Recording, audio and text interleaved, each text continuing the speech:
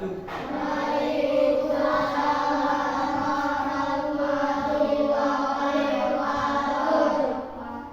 Ya, selamat pagi anak-anak.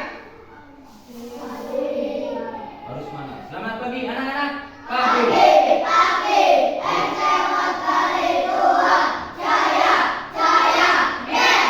Gimana kabarnya hari ini?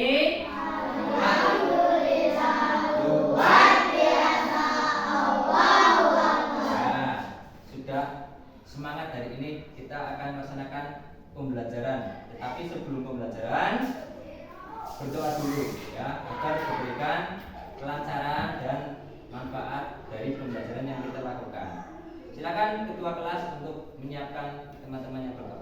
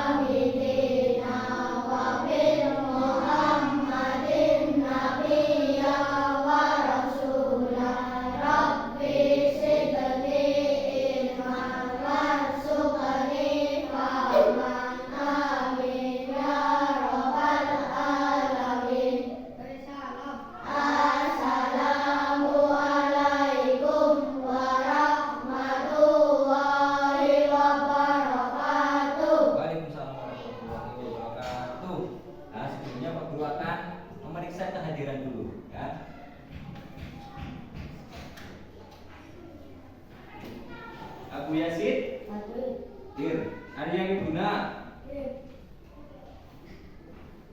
Dimatun, Eriska, Vina Nimatul, M. Najib Rizki, Irfan Maulana, Muhammad Arya Ramadhani, Muhammad Khairun,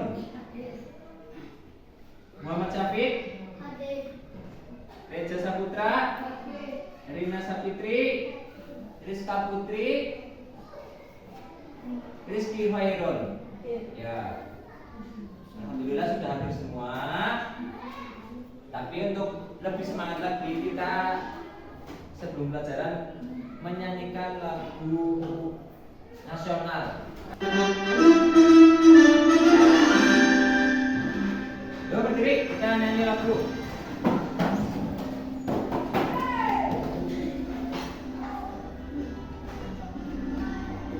Ya.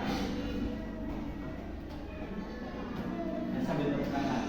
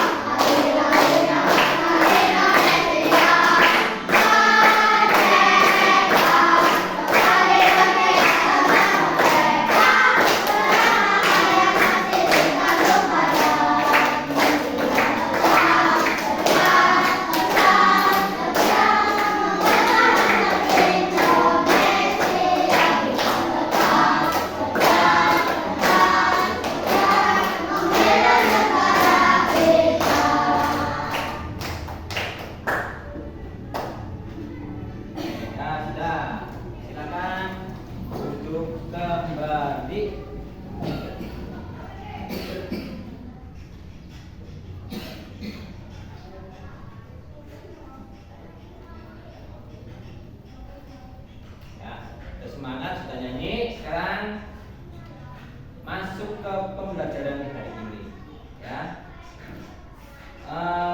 Di tahun pelajaran yang terbaru ini ada sebuah mata pelajaran baru ya. Jadi ada tambahan mata pelajaran baru. Mata pelajaran apa? Yaitu mata pelajaran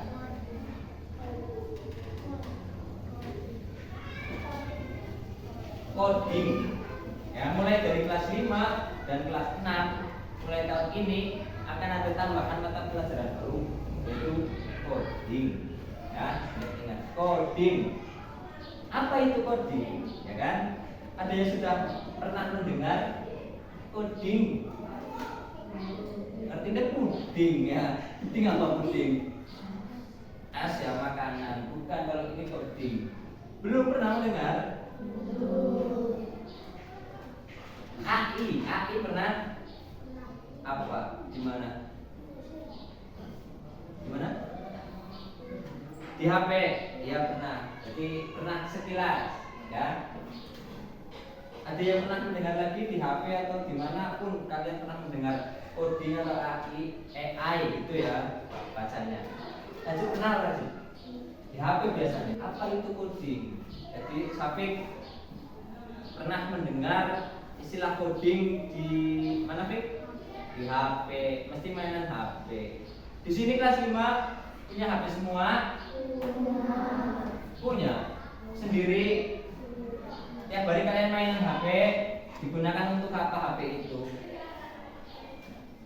Nge-game atau belajar atau komunikasi, WA atau media sosial. Biasanya kan seperti itu ya. Ya kan?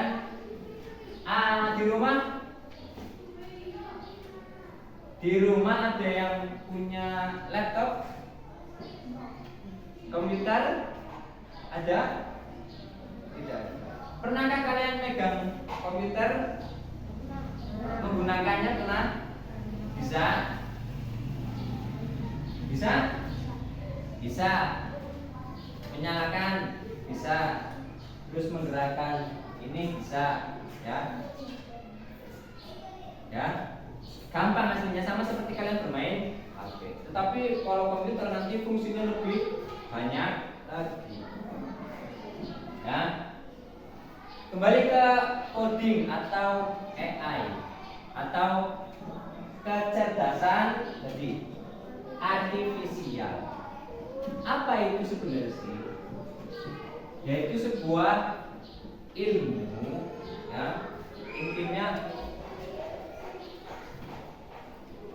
membahas di dalamnya itu berisi tentang cara kerja dari komputer, ya. Cara kerja komputer. Bagaimana komputer itu dikerjakan? Paham ya?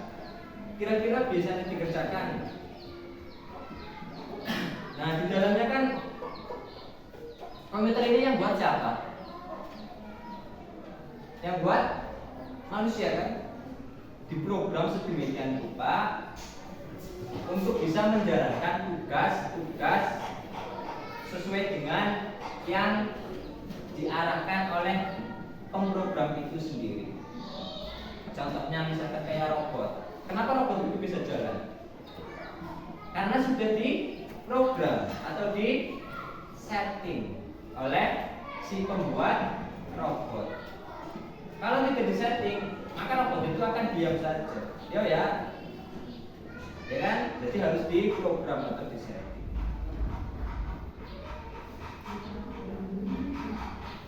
Nah, sebelum kita belajar tentang coding secara lebih mendalam, ya, coding itu intinya kecerdasan, apa?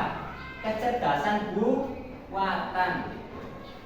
Misalnya cerdas, iya. Kamu tanya apa saja di Google bisa menjawab, ya kan? Karena sedemikian rupa sudah di setting, berisi informasi. Kamu cari apa? Negara terluas di dunia, ketik, muncul nanti. Berarti kan kayak cerdas ya. Kamu membuat resep makanan, cara membuat rendang, kamu kan tidak tahu caranya. Kamu searching, muncul apa tidak di sini? Muncul lah, bumbunya apa, langkahnya apa, muncul. Jadi dalam dunia coding ini, ya khususnya dunia pemrogram komputer itu cerdas. Makanya tadi dibuat istilah namanya kecerdasan buatan. Ya, tapi sama manusia cerdas mana kira-kira? Cerdas manusia, karena manusia juga yang membuat ini, yang membuat coding, yang membuat komputer. Komputer tidak bisa membuat manusia, gitu ya. Nah, kita lihat di sini. Kita akan belajar terlebih dahulu tentang pengertian dari berpikir komputasional. Apa ya berpikir komputasional ya? Bareng-bareng dibaca.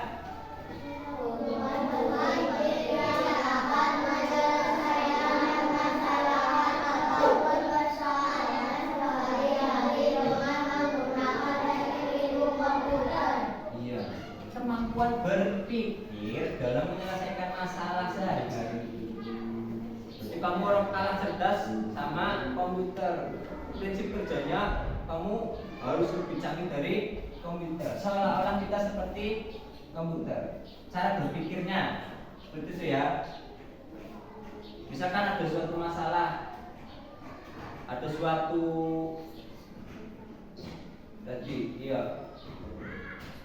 kasus, ada suatu kasus apa, kemudian kamu berpikir cara menyelesaikannya seperti apa, urutannya seperti apa, langkahnya seperti apa. Ini yang dimaksud dengan cara berpikir komputasional.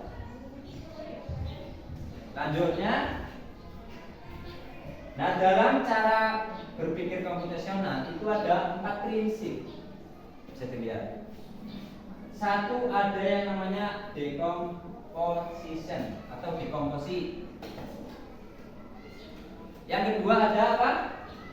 Pattern recognition atau pengenalan pola. Prinsip yang ketiga ada abstraksi. Prinsip yang keempat ada berpikir algoritmik. Ini prinsip-prinsipnya dulu ya. Kita cari tahu lebih mendalam apa itu tadi pemecahan masalah. Ya, bukunya boleh dikeluarkan, buku tulis. Nanti kita catat.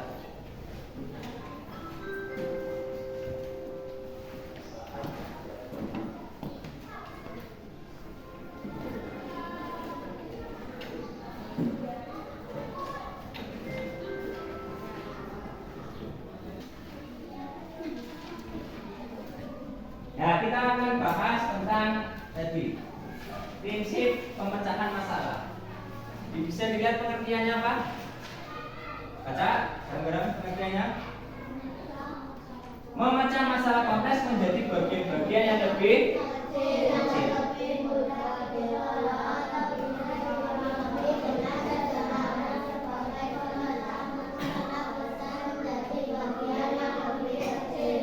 Contoh, ada sebuah permasalahan, mau kemah, ya Pak Guru berikan permasalahannya adalah kemah. Ketika kamu mendengar kata kemah, yang ada di pikiran kamu apa? Untuk bisa mensukseskan kegiatan kemah atau jambore ranting, kalau kamu disuruh mikir sendiri, kira-kira bisa? Enggak.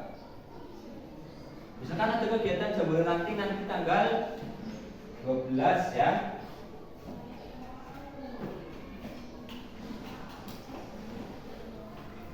Dalam ini prinsip ini, misalkan tadi contoh yang jamuran, kamu harus bisa menjabarkan bagian-bagian yang kompleks itu menjadi masalah-masalah yang lebih kecil, kemudian diselesaikan. Kalau kita kembali ke contoh jamuran tadi, yang harus kamu lakukan, contohnya berarti mempersiapkan segala sesuatu berkaitan dengan jam. Iya. Kamu pikir sendiri, kamu selesaikan sendiri. Kira-kira jamuran itu butuh materi, ya, berarti belajar materi. Kemudian butuh baju pramuka, ya kan? Kira-kira 2 hari butuhnya berapa? Kamu harus bisa berpikir seperti itu. Butuh alat mandi, kalau memang kan mandi ya. Kemudian butuh selimut, alat tidur. kemudian apa lagi? Makan, ya kan? Kita ke sana menggunakan transportasi mobil. Sampai nanti di sana acara selesai kita pulang lagi, itu yang harus kamu pecahkan masalah itu. Belajar berpikir menyelesaikan sebuah masalah. Ini yang dimaksud dengan tadi prinsip dekomposisi.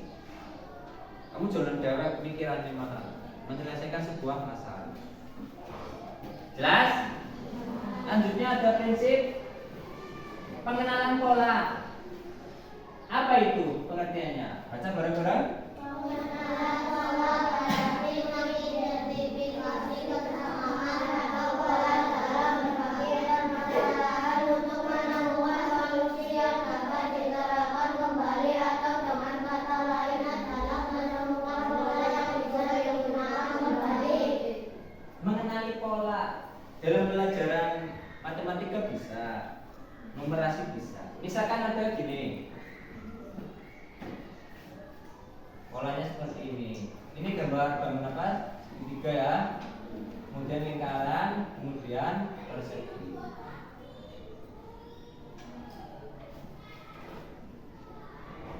Kira-kira selanjutnya apa?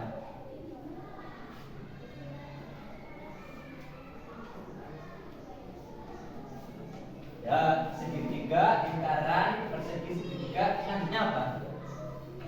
Dari pola ini kamu harus tahu selanjutnya apa kira-kira? Apa? Lingkaran lagi ya, ya kan? Setelah lingkaran apa lagi? Iya. Ini yang dimaksud dengan tadi pengenalan. Kalau kamu sudah tahu polanya di awal seperti ini, nah terusnya apa? Berarti mengulang lagi. Oh, berarti setelah segitiga lingkaran. Itu prinsip pengenalan. Oh, dalam kehidupan sehari-hari contohnya apa?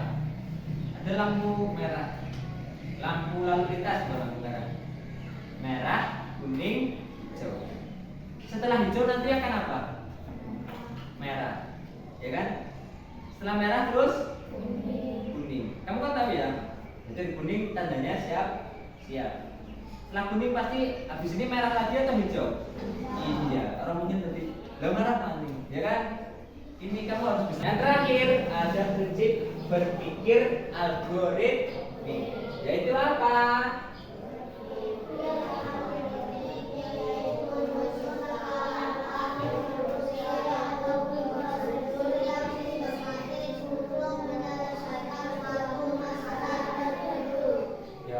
Menyelesaikan suatu masalah tertentu melalui susunan yang menyelesaikan suatu masalah tertentu dengan cara menyusun langkah-langkahnya. Itu yang dimaksud dengan berpikir algoritmik. Contohnya membuat telur dadar. Kira-kira susunan langkah-langkahnya seperti apa? Siapkan mangkok, kemudian pecahkan, tambahkan bumbu di, setelah itu panaskan wajan dan mie, ya kan? Setelah itu minyak panas, telurnya di. Nah, sampai di sini ada pertanyaan? Jelas mengenai prinsip-prinsipnya? Nah, sekarang kita kaitkan arti berpikir komputasional itu dalam kehidupan sehari-hari. Yang pertama, membantu Menyelesaikan masalah dengan lebih mudah. ya, dengan kita berpikir komputasional kita bisa menyelesaikan masalah dengan lebih mudah. Dua, Membantu membuat keputusan yang lebih baik. tiga, Mengajarkan cara berpikir kreatif dan terstruktur. empat, Membantu menghemat waktu dan lebih efisien. lima. Membantu beradaptasi dengan teknologi. Nah, inilah manfaat kita memiliki kemampuan berpikir komputasional dalam kehidupan sehari-hari. Nah, selanjutnya kita akan bermain sebuah permainan yang menerapkan prinsip coding. Permainannya kita akan lakukan di luar kelas. Ya. Caranya gimana? Pak Guru akan membagi kalian menjadi beberapa kelompok. Kalian akan ini belajar mencari sebuah bintang yang melalui sebuah rintangan, ya. Jadi nanti ada yang menjadi sebuah robot, kemudian robot itu harus diarahkan oleh pemain di belakangnya untuk bisa mendapatkan sebuah bintang ini. Paham? Nanti kita akan bermain di ruang ya.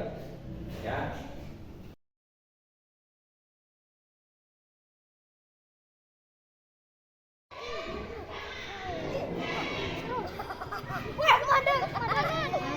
Kanan. Terus. Madep. Maju.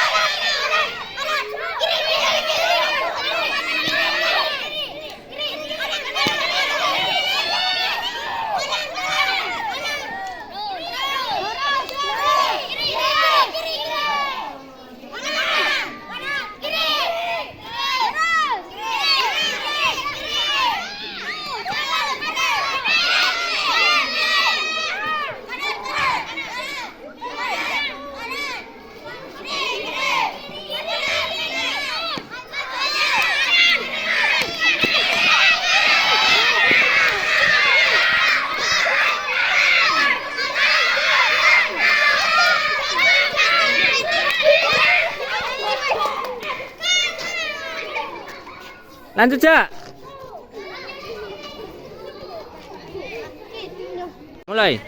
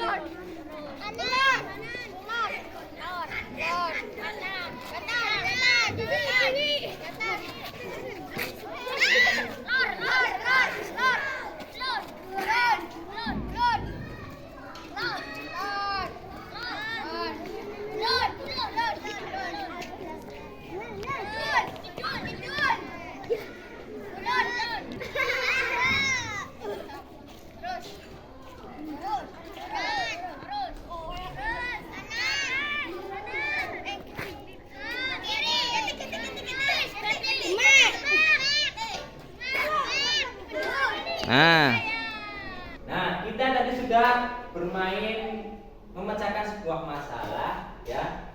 Dengan ada yang menjadi robot, kemudian ternyata di belakangnya ada yang mengarahkan robot itu untuk mencari sebuah bin. Gimana permainan tadi? Apakah menyenangkan? Menyenangkan. Apakah kalian paham dengan pelajaran yang sudah kita lakukan hari ini tentang coding? Paham. Paham? Paham. Apakah kalian merasa senang mengikuti pelajaran hari ini? Senang. Ya, kita sedikit menyimpulkan sebelum berakhiri pembelajaran hari ini.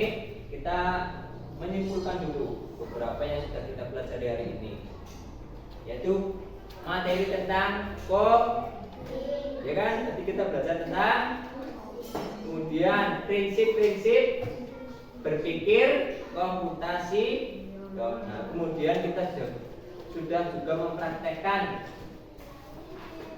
prinsip coding dengan bermain sebuah permainan memecahkan suatu masalah.